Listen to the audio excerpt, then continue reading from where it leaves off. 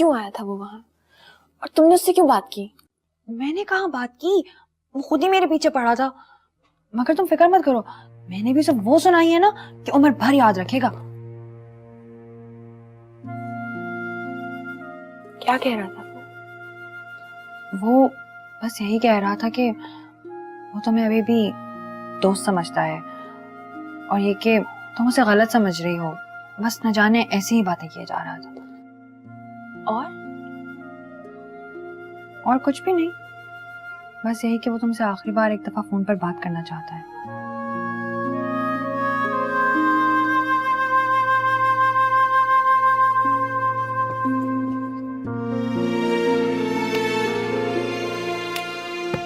ये क्या कर रही हो? आइंदा मिले तो सीधे देना। जब तक ये मेरे पास रहेगा ये हिमाकतें कभी नहीं भुला पाऊंगी।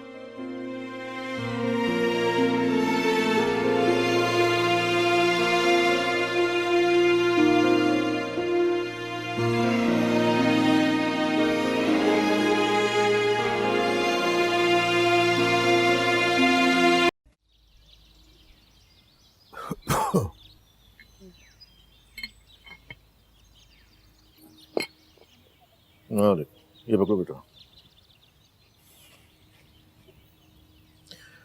अब रात को मैं ज़रा लेट आऊँगा, काम है आज बहुत ज़्यादा।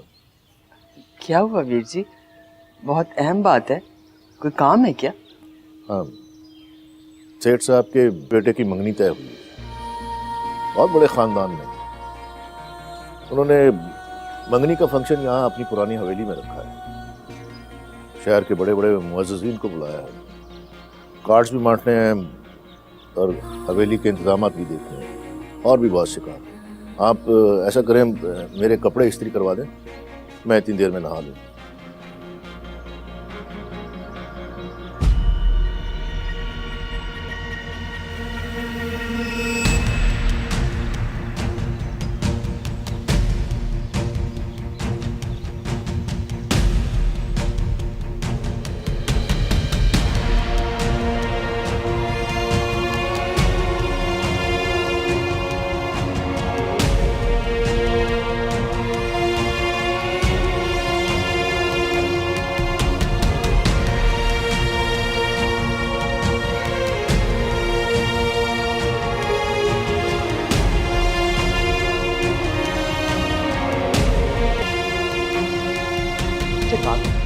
एंगेजमेंट का फंक्शन पुरानी हवेली में करवाने की क्या जरूरत है? और जब आप लोगों ने मेरी और माया की एंगेजमेंट तय कर ही दिया तो फिर कोई फंक्शन रखने की क्या जरूरत है, वो भी पुरानी हवेली में? इस इलाके के लोगों में अपना इंट्रोडक्शन करवाना और साथ ही साथ उनके साथ घुलने मिलने का बेहतरीन मौका है।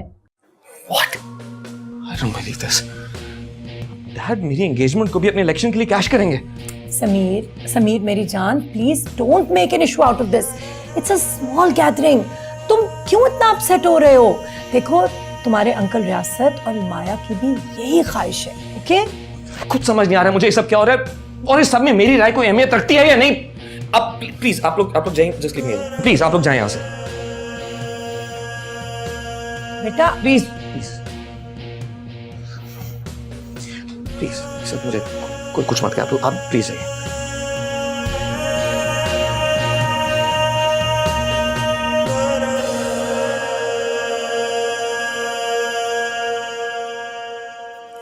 वो लड़ियाँ मैंने मंगवा ली हैं, शाम तक बाकी डेकोरेशन का सामान भी पहुंच जाएगा हवेली। तुम बस अच्छी तरह से गिन कर वसूल करना, और कल वो भी आ जाएंगे, पेंट वाले, डिस्टेम्पर वाले। अच्छी तरह से चेक करना, अच्छा माल मंगवाया है मैंने मैनेजर साहब से कह के। पहले तुम ऐसा करना, पिछली साइड पे हवेली के पेंट करवा के देखना, अगर कोई गड़बड़ हो तो काम रुकवा देना, और मुझे फ़ौरन इतला करना। कलर स्कीम में कोई तब्दीली नहीं चाहिए, समझे? मामा फिक्र मत करें, मैं पहले पिछले सीन में रंग फिरवा कर चेक कर लूँगा, और इंशाल्लाह कोई गड़बड़ नहीं होगी। हाँ ठीक है, शाबाश, अल्लाह हाफिज़।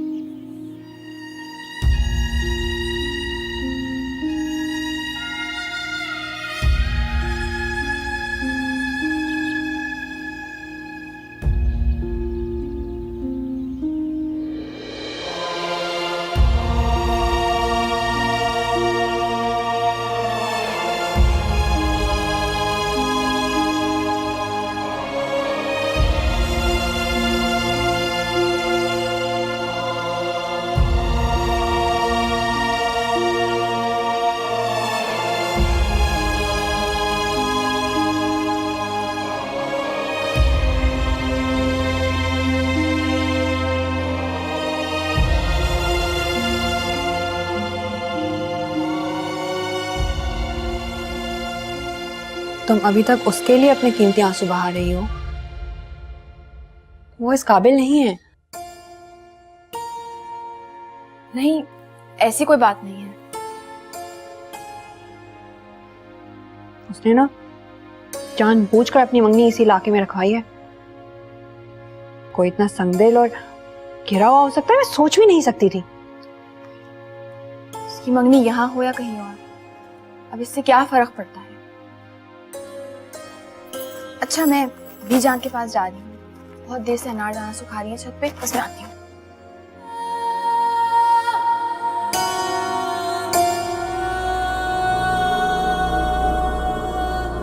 हमें तो लगा था कि आप खुशी से एक्साइटेड हो जाओगे। आखिर ऐसी क्या बुराई है वहां फंक्शन सेलिब्रेट करने में? एक चेंज तो होना चाहिए ना, समीर रेहान की एंगेजमेंट में और किसी आम लड़की की मंगनी में। पता नहीं भाभी, नॉट कंफर्टेबल थे। कार्ड पे वेन्यू देने से पहले मुझसे पूछना तो चाहिए था। कहा ना, हम तो आपको सरप्राइज देने के चक्रों में थे। हमें क्या पता था बकायदा माइंड कर जाओगे। वैसे मसला क्या है? मैं नोट कर रही हूँ कि जब से आपकी और माया की एंगेजमेंट हुई है, आप कुछ उलझे उलझे से रहते हो। माया से झगड़ा हुआ है क्या? नहीं नहीं नहीं, ऐसा कुछ नहीं है। बल्कि शुरू से लेकर आज तक माया ही मेरे साथ एडजस्ट करती आई है। मैंने तो हमेशा उसे तंग ही किया। She is a nice girl, but फिर क्या बात है? कोई ऑफिस या प्रोजेक्ट की परेशानी? यू नो मी, रिश्तों में बिजनेस एडवेंचर की मिलावट जहर लगती मुझे हमेशा से। मैं जानती हूँ, मगर यहाँ तो शुरू से एक तीर से 2-3 शिकार करने का रिवाज रहा है। आपको तो अभी तक यूज्ड टू हो जाना चाहिए था ना। नहीं हो पा रहा हूँ ना यूज्ड टू। सच बताऊं, मैं माया के साथ एंगेजमेंट से कंफर्टेबल नहीं हूं। मैंने खुद को किसी बंधन में बांधने का सोचा नहीं था अभी। शायद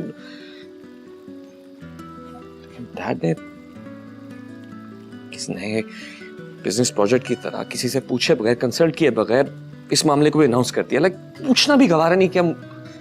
प्लीज ऐसी बात किसी और के सामने मत करना, फॉर गॉड सेक।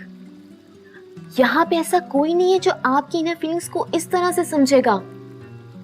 आप जानते हो कि आपकी और माया की इस एंगेजमेंट पे ऐसा बहुत कुछ डिपेंड करता है जो 2 खानदानों के फ्यूचर से जुड़ा है। और ये बात मुझे और ज्यादा इरिटेट करती है कि हमारे खानदान का फ्यूचर और बिजनेस सिर्फ एक रिश्ते का मरहूने में नाता है। What rubbish. सच करवा है, लेकिन यही सच है कि बिजनेस का फ्यूचर ना सही, मगर डैड के पॉलिटिकल फ्यूचर का सारा दारोमदार सिर्फ एक इस रिश्ते पे डिपेंडेंट है। So now you have to be very very careful while talking about this new relationship. ये तो सीधी सादी सौदेबाजी हुई ना।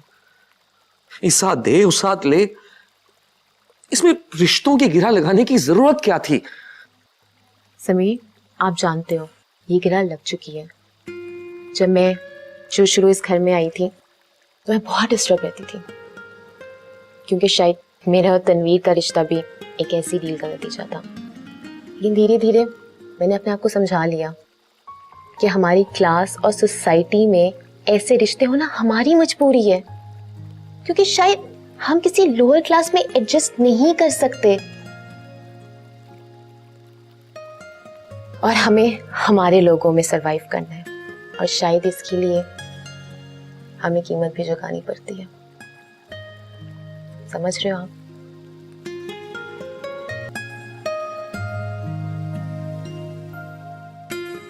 क्यों, इसमें क्या बुराई है? सारी मेरी फ्रेंड्स आ रही हैं अब्रॉड से, इसी वजह से कि हमारी सेरेमनी एक ट्रेडिशनल स्टाइल में होगी, इनर सिटी में। यार ये कोई मेला या फेस्टिवल नहीं है जिसके ट्रेडिशनल होने या ना होने से लोगों को फर्क पड़ना चाहिए। मुझे इनर सिटी का आइडिया बिल्कुल पसंद नहीं यार। सिली। क्या बात है? What's wrong with you? कुछ दिनों से मैं नोटिस कर रही हूँ कि तुम बहुत रूड होते जा रहे हो। Is everything fine? पता नहीं, मुझे खुद नहीं पता क्या हो रहा है मेरे साथ। सुनिए, अपने आप को संभालो। हमारी जिंदगी के बहुत खूबसूरत दिन आने वाले हैं। मुझे पता है कि तुम्हारा प्रोजेक्ट का वर्कलोड बहुत ज्यादा हो गया है, मगर I'm here now. Everything is gonna be okay. You just don't worry.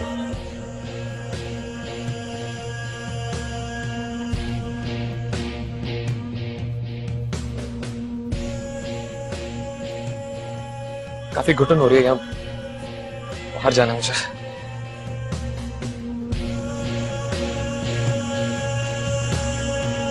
Check please.